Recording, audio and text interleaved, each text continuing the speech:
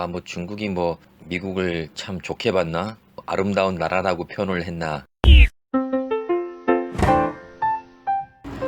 네, 안녕하세요. 중국에 잠깐 일 좀 보러 나왔다가 예전부터 소개시켜 드리고 싶었던 게 있었는데요. 제가 처음에 중국에 왔을 때 중국이 그 외국 이름, 중국식으로 이름 짓는 거 보고 정말 기발하다고 생각했었는데 지나는 길에 몇 개 모아서 보여드리려고.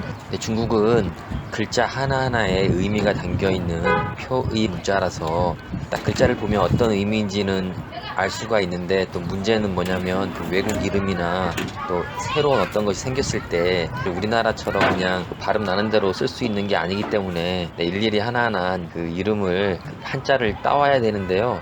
문제는 뭐냐면 그 발음을 그대로 쓸 수가 없기 때문에 그 발음을 비슷한 거를 쓰거나 아니면 이름의 그 의미를 따거나 해서 두 가지로 이제 선택을 할 수가 있는데요. 일단 맥도날드를 보시면요, 우리는 그냥 맥도날드 쓰든지 맥도날드 쓰든지 뭐 이렇게 발음 나는 대로 쓸 수가 있는데, 여기는 맥도날드라고 한자를 쓸 수가 없기 때문에 마이당 라오라고 쓰는데요. 맥도날드하고 이름이 마이당 라오 비슷하게 들리는데요. 마이당 라오에서 그 우리나라로 이름으로 하면 이제 맥당로인데요. 뭐 우리나라 그 발음으로 바꾸는 건 의미가 없고, 그 소맥 하면 밀이고요. 맞다, 담당하다 할 때 그 당이고요. 그리고 이제 라오는 이제 일 노동인데요. 그래서 햄버거 만드는 가게 이름답게 밀가루를 담당하는 그 일을 하는 곳, 마이당 라오인데, 맥도날드 이름도 비슷하게 잘 지었습니다. 아주 기발합니다. 버거킹인데요. 버거킹은 음은 거의 그냥 무시하고 그 영어 이름의 그 뜻이 너무나 명확하기 때문에 햄버거 왕이죠.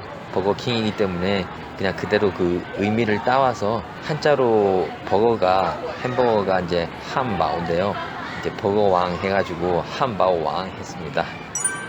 이제 KFC는요, 켄터키 프라이드 치킨, 그 KFC인데요. 그 우리나라도 켄터키 프라이드 치킨 가자 뭐 이렇게 길게 말하시는 분은 없죠. KFC라고 그냥 짧게 축약해서 쓰는데, 여기도 이제 켄터키 프라이드 치킨에서 다 빼고 그냥 앞에 켄터키만 따와서요, 켄터키 그 지역 이름, 그 이름을 컨더지라고 하는데요. 그 이름 따와서 그냥 컨더지, 컨더지라고 그냥 부르고 있습니다. 제 생각은 켄터키 프라이드 치킨이기 때문에, 치킨을 많이 사용하는 가게이기 때문에 그 맨 마지막에 닭이 같은 그 발음지거든요. 그래서 건더지 해갖고 켄터키 프라이드 치킨을 다 담을 수도 있었을 텐데, 그냥 그 닭으로 안 하고 켄터키라는 그 지역 이름 컨더지라고 그냥 이렇게 지은 것 같은데요. 닭 얘기 나온 김에 여기는 이제 닭튀김을 자지라고 하는데요. 튀길 작자를 그 자라고 있고요. 그리고 닭 개자는 이제 지라고 되어 있습니다. 그래서 자지인데요. 처음에 저도 중국에 왔을 때 이 단어를 듣고 좀 민망하고 당혹스럽고 했는데, 하도 듣다 보니까 뭐 이제 그냥 얘네들 발음이 그러니까 그냥 익숙해졌는데, 처음 오신 분들은 약간 조금 민망할 수도 있겠습니다. 이번은 피자헛인데요. 중국에서는 피자를 비싸라고 하는데요. 피자헛은 비성커라고 합니다. 우리나라 말로 또 뭐 굳이 발음을 바꾸자면 필승객인데요. 피자의 비를 일단 하나 집어넣으면서 이제 피자 가게라는 것을 일단 알리면서, 발음은 같지만 필승객 해가지고 비성커 해가지고요. 손님은 아름답다, 손님은 필이 이긴다, 우리나라 말로 하면 뭐 필승 코리아 하는 것처럼 필승 고객, 뭐 이렇게 좋은 의미를 담고 있습니다. 피자 맛이 어떤지는 먹어보지를 않아서 모르겠는데 뭐 다 비슷비슷하겠죠. 스타벅스 커피인데요.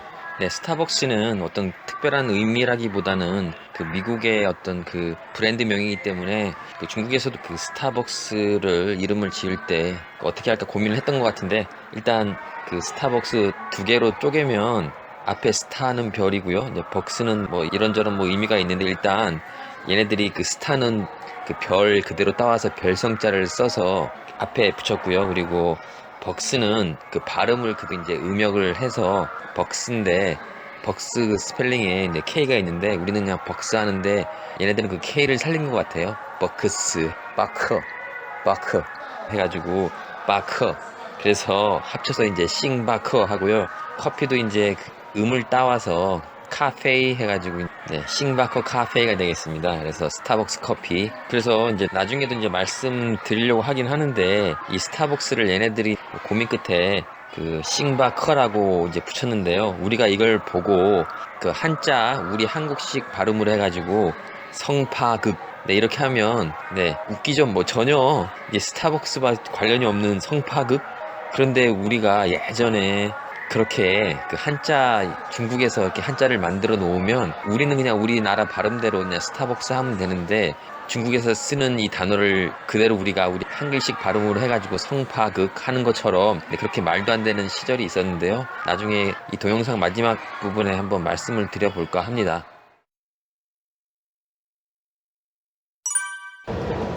여기 올림픽 그 지하철 보면 그 올림픽은 그대로 아올림피커라고 그 발음 나는 대로 이제 하나씩 음을 붙여 넣어가지고 이제 아올림피커 올림픽 음을 따와서 음역으로 썼는데요. 보통 이제 올림픽이라고 쓰기도 하고 그 올림픽 그 의미를 따서 세계 운동 대회 해가지고 시제 운동 따후이라고도 하기도 하는데요.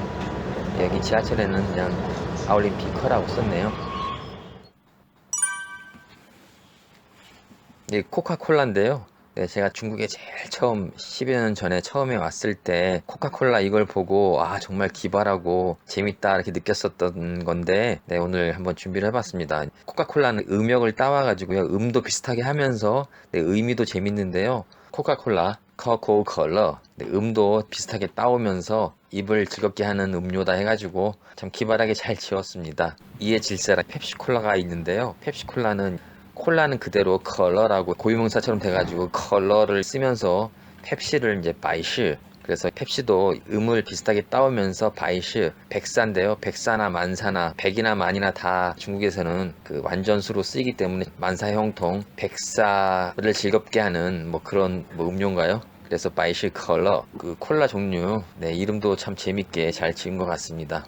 코카콜라를 그대로 그 발음을 낼 수가 없으니까 코코컬러라고 이렇게 이름을 지었는데 발음 비슷한 대로 그렇게 지을 수밖에 없기 때문에 한자를 그렇게 썼는데 굳이 우리가 코카콜라를 그냥 코카콜라라고 하면 되고 그렇게 쓰면 되는데 얘네들이 코코컬러라고 이름 지어놓은 것을 갖다가 우리가 그것을 보고 한국식 한자 발음으로 가구가락이다 해갖고 이제 그걸 갖다가 우리가 굳이 쓸 필요가 없잖아요. 걔네들은 자기네들 발음 쓸 수 없기 때문에 그렇게 쓴 건데 우리는 왜 굳이 그 걔네들이 한자 써놓은 걸 갖다가 가구가락 해갖고 야 가구가락 한잔 할래? 네 그런 것처럼 그 황당한데 스페인을 그 자기네 나라 말로 이제 그 음역을 따오는 과정에서 이제 시바냐라고 했거든요. 시바냐, 에스파냐, 시바냐 해갖고 시바냐라고 했는데 우리는 그냥 스페인 하면 되는데 스페인이나 에스파냐 이렇게 발음 난 대로 쓰면 되는데 걔네들이 시바냐 해놓은 걸 갖다가 그 글자를 갖다가 한국식 발음으로 바꿔갖고 서바나 해가지고 네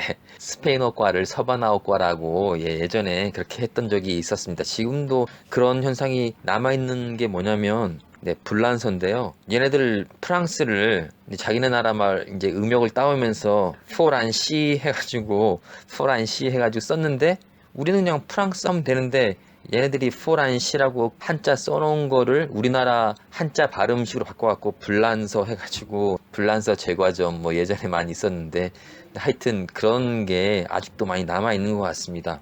더 황당한 게요.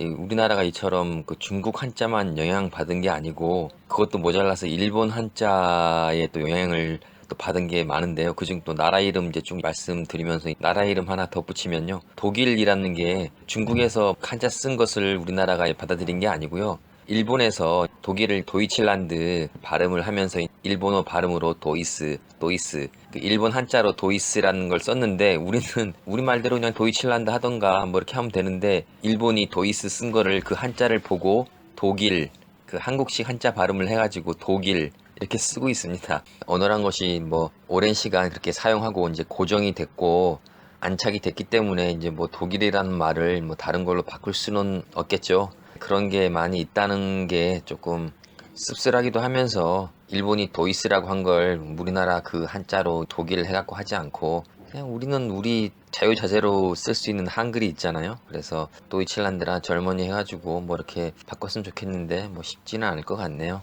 네, 저의 뭐 넋두리였고요. 보통 중국에서는 이제 그 프랑스를 파고라고 하는데요. 왜냐하면 그 포란시 말고도 파란시 그 단어를 쓰는데 다 말하기가 좀 번거로워서 짧게 축약해서 앞에 파만 따오고 파란시의 나라다 해서 파구어, 나라 국자 써서 파구어라고 씁니다. 다른 예를 들어보면 그 잉글랜드, 영국도요. 발음 음역을 따와서 잉거란, 네, 잉글랜드 잉거란 하는데 이것도 다 그냥 말하기 번거로우니까 앞에 그 영자만 따와서 잉거란의 나라다 잉구어. 그래서 영국이라고 부르고요. 네, 잉구어 이렇게 하고요. 그리고 독일이 이제 도이칠란드인데 그 음을 한자로 표현하다 보니까 도이칠란드를 더이즈 도이칠란드 뭐 어쩔 수 없이 뭐 이렇게 더이즈로 했는데 더이즈 근데 이것도 다 발음하기가 그래서 앞에 있는 더만 따와서 더구어라고 합니다.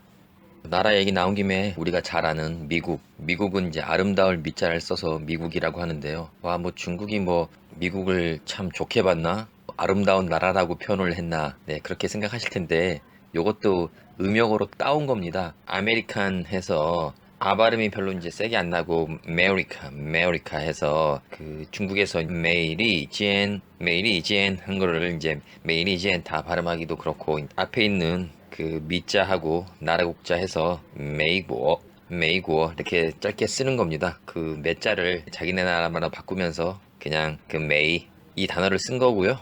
각 나라 언어마다 다 고유의 그 문화와 언어의 장단점이 있기 때문에 뭐 어느 나라 말이 더 우위에 있다 뭐 그런 건 아니지만 세종대왕 정말 대단한 업적을 세우셨고요. 아마 한글 없었으면 우리나라도 지금 어떤 상태로 어떤 글을 썼었을지를 모르겠습니다. 네, 우리 아름다운 한글, 네, 한글의 우수성을 다시 한번 느끼면서 되새기면서 다음에 또 다른 내용으로 찾아뵙도록 하겠습니다. 네, 오늘 시청해주셔서 대단히 감사합니다.